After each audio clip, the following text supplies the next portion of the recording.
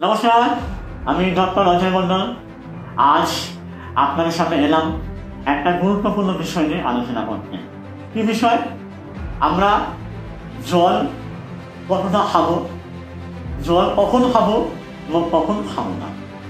আমরা জানি যে জলের অপর নাম জীবন, এবং এই জল খাওয়ার জন্য আমাদের শরীরে অনেক খারাপ খারাপ রোগ আমরা সেখান থেকে রক্ষা পেতে পারি, যেমন উচ্চ রক্তচাপ, সুগার, কোলেস্টেরল, ইউরিক অ্যাসিড, ক্ষুধামান্দ, বদহজম, এগুলো থেকে আমরা কিন্তু রক্ষা পেতে পারি। এবারে জানতে হবে যে আমরা কত পরিমাণ জল খাবো সারাদিনে। সারাদিনে আমরা অন অ্যান অ্যাভারেজ 8 থেকে 10 গ্লাস জল আমরা খেতে পারি, যেটা আমি যদি লিটারে বলি তাহলে 4 থেকে 5 লিটার জল আমরা আমাদের সারাদিনে খেতে হবে। এবার জানবো যে জল আমরা কখন খাবো এবং কখন খাবো না। প্রথম যেটা হলো, জল কখন খাবো আমরা। সকালবেলা ঘুম থেকে ওঠার পরে যদি আমরা 1 গ্লাস জল খাই তাহলে আমাদের সারাদিন শরীরটা সতেজ থাকে, এবং দুপুরে স্নান করার ঠিক আগে যদি আমরা 2 গ্লাস জল খাই তাহলে আমাদের উচ্চ রক্তচাপ নিয়ন্ত্রণে থাকে।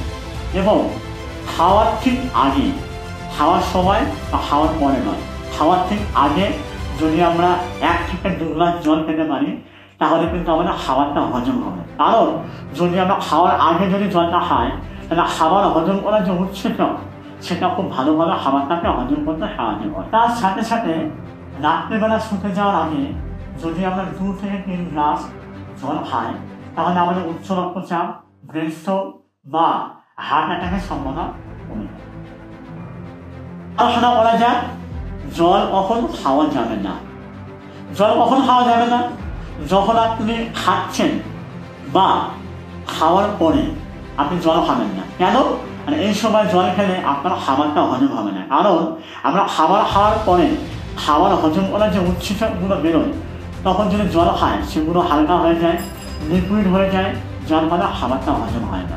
তার সাথে সাথে যখন আমরা কোথাও ব্যায়াম করি বা শরীরচর্চা করি তারপরে জল খাওয়া যায় না। কারণ শরীরচর্চা করার পরে আমাদের শরীরের তাপমাত্রা বেড়ে যায়, শারীরিক যে তাপমাত্রার যে ভারসাম্য সেটা বজায় থাকে না, ফলে আমাদের হজমের সমস্যা হতে পারে। তার সাথে সাথে জল আমরা কখন খেতে পারি না?